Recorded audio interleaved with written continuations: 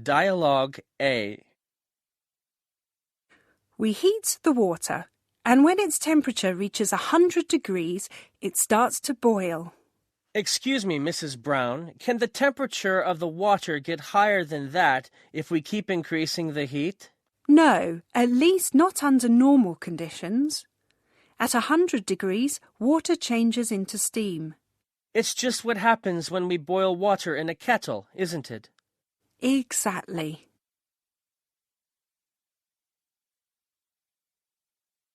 Dialogue B. It looks very good, and it fits you perfectly. But I don't need it. Who buys a warm coat in the summer when the temperature never drops below 15 degrees? But the winter comes every year anyway. And when it comes, this coat will cost double the price. We're buying it now. Okay, whatever you want.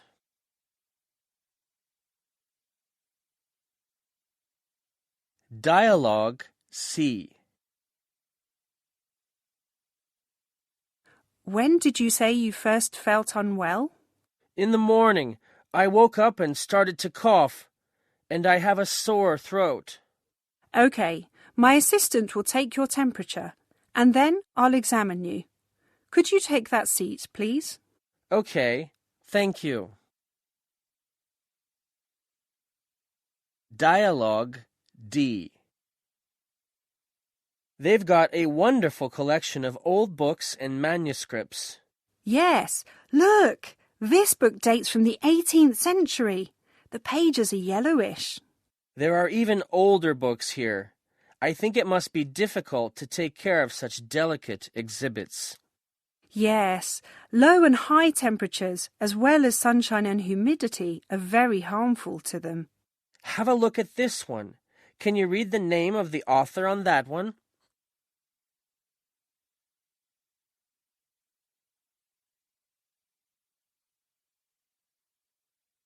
Speaker A. I live in the country, but I've always wanted to move to a big city. I think that there are more career opportunities there, more jobs, people can get a better education and better medical services there. There is more entertainment in the city too. You can go to theatres, cinemas and clubs. There are lots of people everywhere. You'll never get bored. I'll move to the city as soon as I get an opportunity to do so. Speaker B. I live in a big city, in a new, fast-developing area. Most of the buildings were built not long ago, so the area has a modern look and is comfortable to live in. There are shops, cinemas, schools, hospitals, sports centers, and parks within easy reach of my house. Right in front of my house there's a bus stop, so I have no problem getting to the center or any other part of the city. Speaker C. We've just moved house, and now I live in a new, modern building in the centre of the city. My window has a view of a busy street, but the interior creates a nice and peaceful atmosphere. The walls are painted light green, and the furniture is in warm brown and creamy colours. There's a plasma TV and a portable audio centre. I like drawing, and there are several of my pieces on the walls. I think they look nice there. Speaker D. Everybody wants their home to be a safe, nice, and comfortable place, but their ideas of comfort and beauty are very different. In hot climates, people sometimes make their homes underground. Living underground, however, doesn't mean living in dark, dirty, and damp caves. Modern underground homes are light. They are beautifully designed, nicely furnished, and very comfortable to live in. Speaker E. When we were walking along the main street, the guide pointed to an ordinary-looking house and said that the place had a history. During the war, a famous doctor lived there. He arranged a hospital in his own home and saved lots of people. Now nobody lives in the house. There's a museum of science and medicine there. The museum has very interesting exhibits on the history of medical science.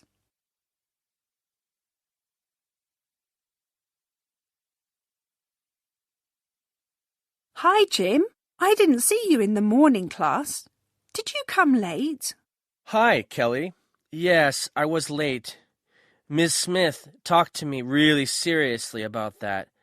I said that the bus had broken down. And she believed that? I don't think so. And the real reason was? The usual. I overslept. I didn't hear the alarm clock and woke up only when my mom called me from her work. I'm not surprised. Were you watching films yesterday till very late again? Yes, I was just going to see what was on, but then I lost track of time and watched the film up to the end. I tried to call you yesterday. Just wanted to remind you about the science project we need to complete together by tomorrow. It's about how computers influence our life and our communication habits. Oh, I'd forgotten about that. How about today, after classes? Let's go to my place and we'll complete the project in 2 or 3 hours, I'm sure. I usually prefer working in the library or in a Wi-Fi cafe. But you're right, there's no time left for it. Do you have good internet access and a printer? I certainly do. And I also have a freshly made cake in the fridge. It's a strong argument. Have you remembered that for the project, we have to interview at least 3 people of different ages about what they do online? That's not a problem. We can ask my mother, my grandmother, and my younger brother, who's 7. Right. Your brother's answers will be especially interesting. Children spend more time online than anyone else. True. He's there more often than me. And have you got any books or journals at home from which we could get some additional information? No, and we don't need to. We are writing about the internet. We'll certainly be able to find everything we need right there on the internet. Okay, let's give it a try. We have no choice anyway. And, Kelly, I'd like to ask you a favor. What is it? Could you read my French essay before I hand it in? I always make lots of spelling and grammar mistakes in writing. What's your topic? The aim of education in the present day. Okay, give it to me.